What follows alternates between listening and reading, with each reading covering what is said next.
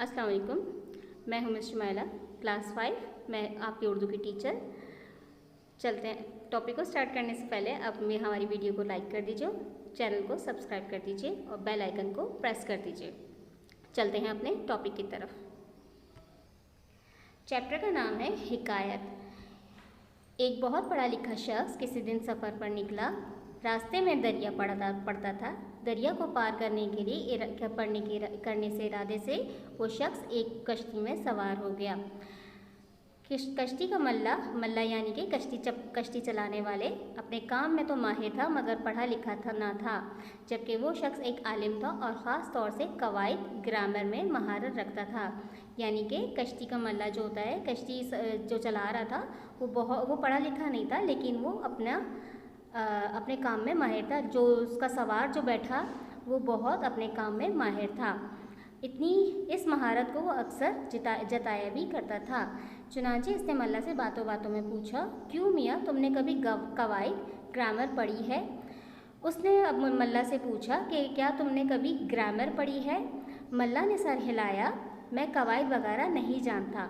मल्ला ने जो है सर हिला के बोला, मैं कवायद नहीं जानता। वो तुर्शी से बोला, वो तुर्शी से मतलब गुस्से से बोला, वाह तुम्हें कवायद नहीं आती? वो इतरा के बोला, यानी कि वो इतरा के बोला कि तुम्हें कवायद नहीं आती। शेखीबाज आलिम ने इतरा कर कहा, फिर तो तुमने अपनी आधी उम्र बेकार गंवा दी। अनपढ़ मल्ला बेचारा भला क्या जवाब देता, चुप हो गया। शेखीबाज ने बहुत इतरा कर बोला कि तुमने अपनी पूरी उम्र ऐसे ही गंवा दी, तुम्हें तो कुछ पढ़ना भी नहीं आता, देखो मैं कितना जानता हूँ। अभी ये बातें हो ही रही थी कि हवा तेज़ होने लगी और ज़रा सी देर में इसने तूफ़ान की शक्ल इख्तियार कर ली। पानी में उठती हुई ऊंची लहरों ने कश्ती को घेर लिया, यानी कि एक तूफ़ान आ गया और तिनके की तरह उसे उछालने लगी। पूरी कश्ती जो है वो उछलने लगी। तूफ़ान ने इतना ज़ोर पकड़ा कि मुसाफिर के छक्के छूट गए। तूफ़ान इतने ज़ोरदार था कि मुसाफिर बिल्कुल घबरा गया। मल्ला कश्ती को बचाने की कोशिश में लगा हुआ था, मगर जब इसे यकीन हो गया कश्ती गर्क होने वाली है तो उसने आलिम को पुकार कर पूछा। मल्ला कश्ती को बचाने की फुल कोशिश में लगा हुआ था, मगर जब इसे यकीन हो गया कि कश्ती मतलब गर्क यानी कि डूबने वाली है तो इसने आलिम को पुकार कर कहा, हज़रत आपको तैरना आता है? तो उसने कहा कि हज़रत आपको तैरना आता है? नहीं। आलिम ने बड़ी मुश्किल से जवाब दिया। डर के मारे इसके दांत बज रहे थे और इसके मुंह से आवाज़ नहीं निकल रही थी। आलिम ने बड़ी मुश्किल से जवाब दिया। वो बहुत कपकपा रहा था, उसके मुंह से इतनी भी नहीं हो रहा था कि इसकी आवाज़ निकले।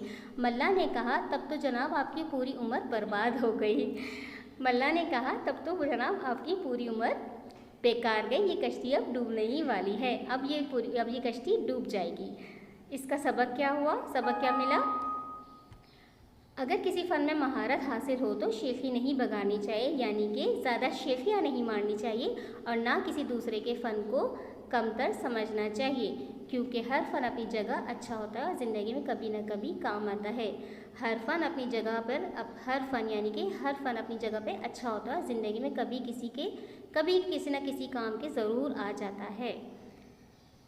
अच्छा, अब आप लोगों को असाइनमेंट दिया जाता है, जो आप लोगों को कॉपी के पीछे बैक साइड पर एक पोर्शन बनाकर करना होगा और स्कूल में सबमिट करवाना होगा। अल्फाज मायने हमें करने हैं। मल्ला कश्ती चलाने वाला, आलिम बहुत पढ़ा लिखा शख्स, महारत किसी काम में माहिर होना, जताना बार बार बताना, तुर्शी यानी गुस्से का इजहार होना। सवालात करने हैं, सवाल जवाब भी आप लोग घर से ही करके आएंगे। आलिम और मल्ला अपने अपने कामों में माहिर थे। बताइए मल्ला क्या काम करता था?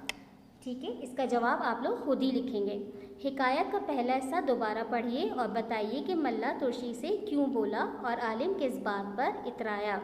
समझ आई ये बात? अगर किसी कश्ती दरिया में गर्क हो गई तो आपके ख्याल से आलिम और मल्ला में से किसके ज़िंदा बच जाने का इम्कान है और क्यों?